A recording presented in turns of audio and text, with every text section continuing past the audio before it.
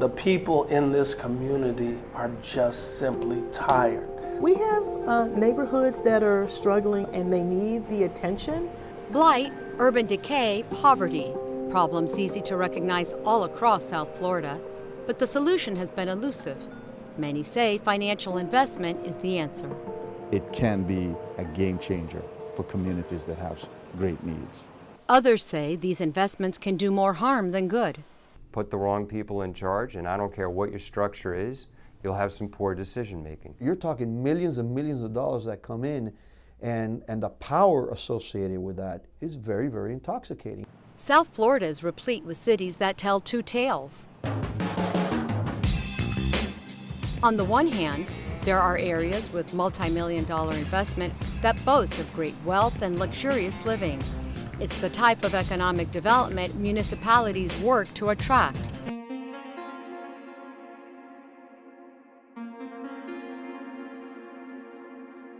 Then there are other areas that clearly suffer. It speaks to economic policies that did not pan out, broken promises, and forgotten neighborhoods that are challenged in more ways than one.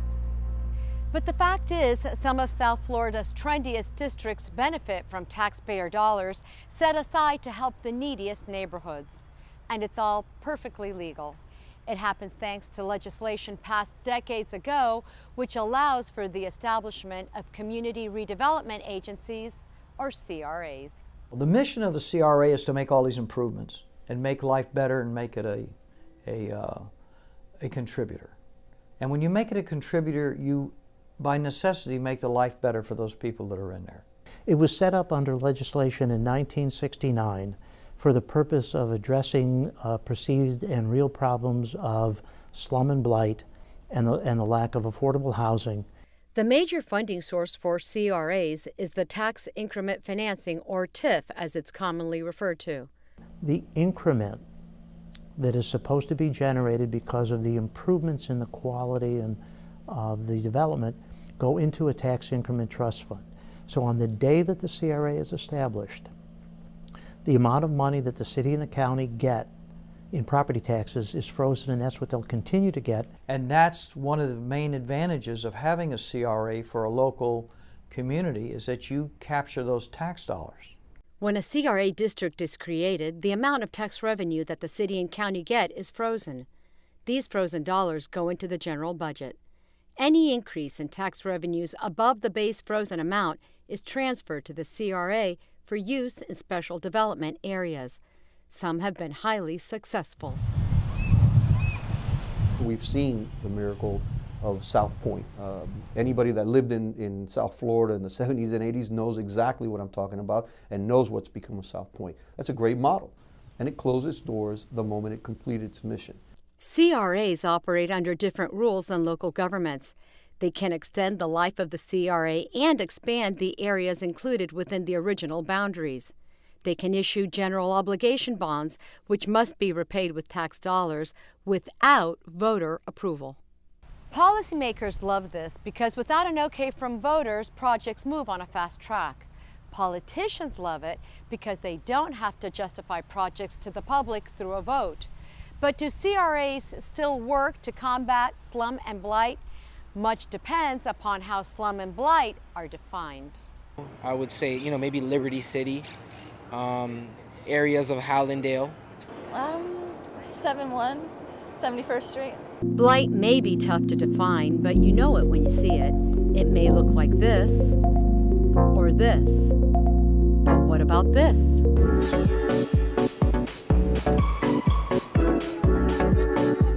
For someone to say that this area is slum and blight, I find it very hard to believe. It's where everybody beautiful comes. So if someone's talking about Lincoln Road being a slum, then you got to be the biggest fool in the world. They're supposed to be providing affordable housing and blight alleviation. They're not supposed to be providing hotel ballrooms and convention centers and fancy office buildings and 6- and 7-figure condominiums. Florida law defines a blighted or slum area as one in which there are deteriorating structures, economic distress, or endangerment to life or property. In fact, it requires that slum, blight, and lack of affordable housing exist before an area can be included within a CRA. The purposes of a CRA is the alleviation of blight and the provision of affordable housing. The problem with the affordable housing element is that you're not going to solve a social problem with an economic model. There seems to be a preference by the politicians who actually run these organizations to deal with private sector developers and subsidize projects in their districts rather than deal with that portion of society which truly needs affordable housing. They start adding projects to an existing CRA, therefore extending the time of the CRA. And there's a danger. There's a danger. Any entity that now starts receiving tax dollars at the detriment of other areas in the county and the general fund, you know, that cash that comes in could be very intoxicating to who's ever leading that particular CRA. How do we ensure that we address the real issue why a CRA was created? How do we work to ensure that the high poverty, the high unemployment, the slum, the blight is removed?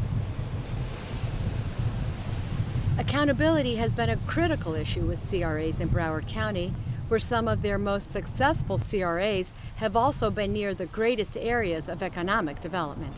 Their focus tend to be on the business quarters, downtowns and beaches and the like. And I understand why that is, because obviously the commercial growth could be a little bit more lucrative for a CRA. You don't see slum and blight on Fort Lauderdale Beach area anymore.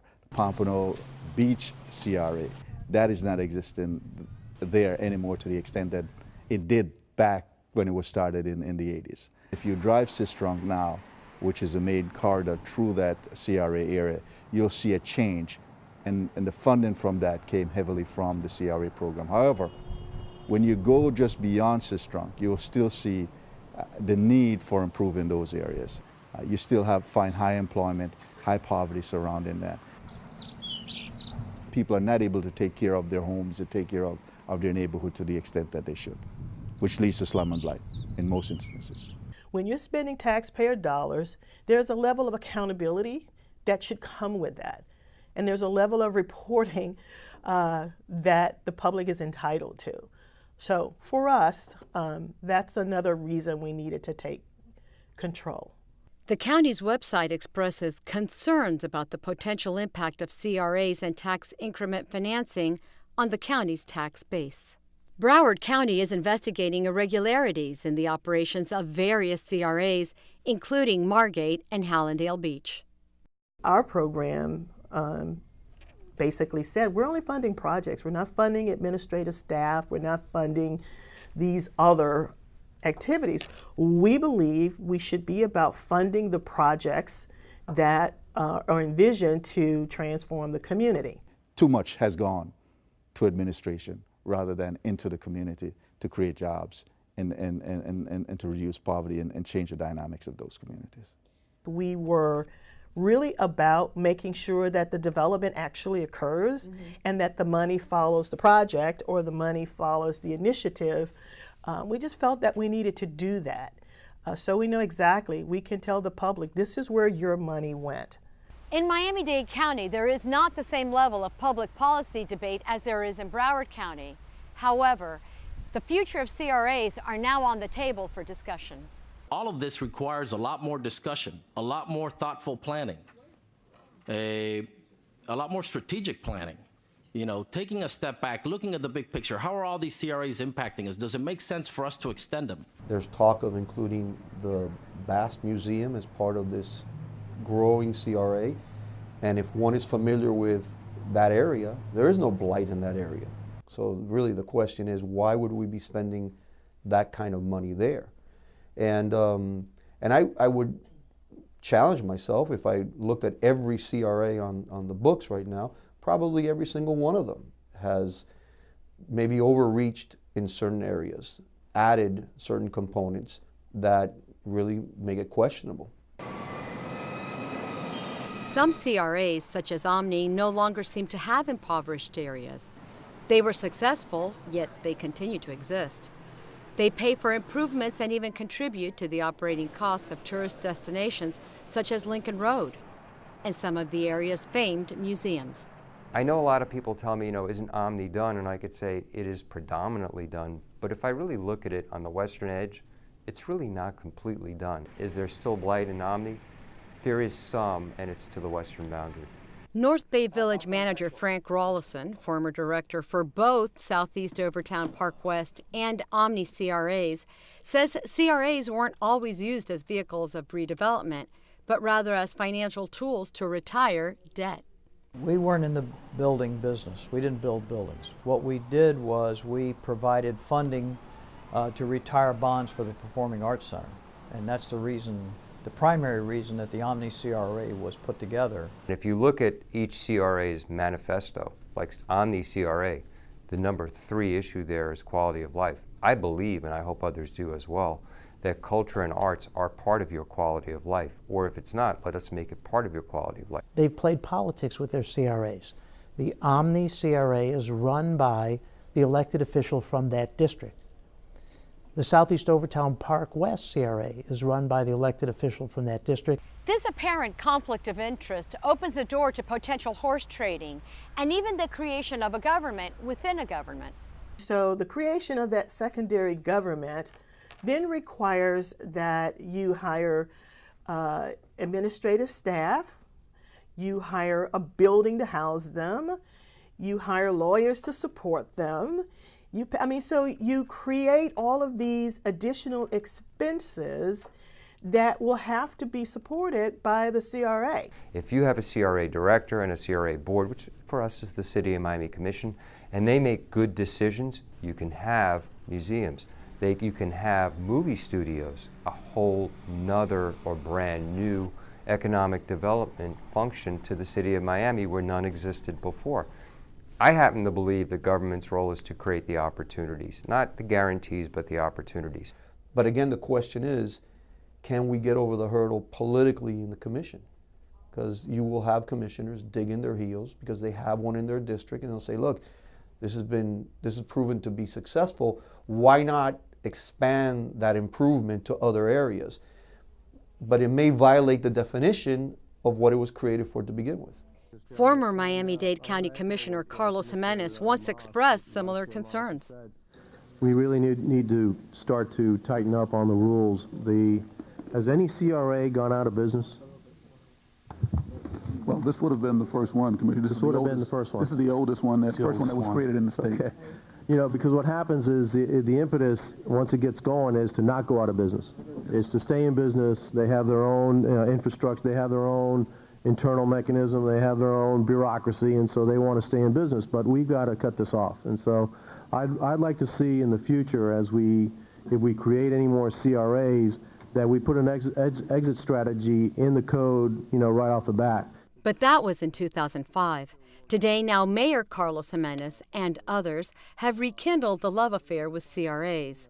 For example, the Miami Beach CRA City Center redevelopment has just been extended through 2045 in an area of some of the most valuable real estate in the county.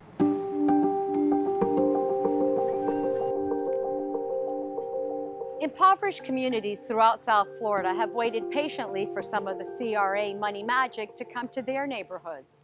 They regret that they are not taken seriously by some local leaders who make decisions that betray the best interests of poor but hardworking families who see wealthy developers getting favored over them. That, at least, is how Bishop Adams feels.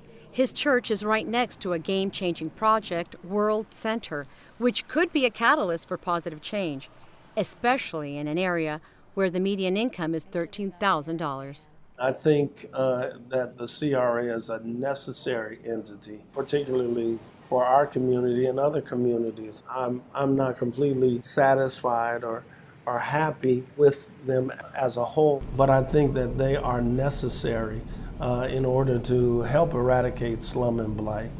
I welcome the new development. I am not for gentrification to exclude the community. There were promises made, particularly to this community, that jobs were going to be made available. But when you boil down to the hard facts, 0.01% of this community ever benefited, even in the construction process of it. It is a crumbled city because 50 years of neglect has happened there. If you're giving stimulus or some sort of economic opportunity on Brickell, you're probably not doing your job.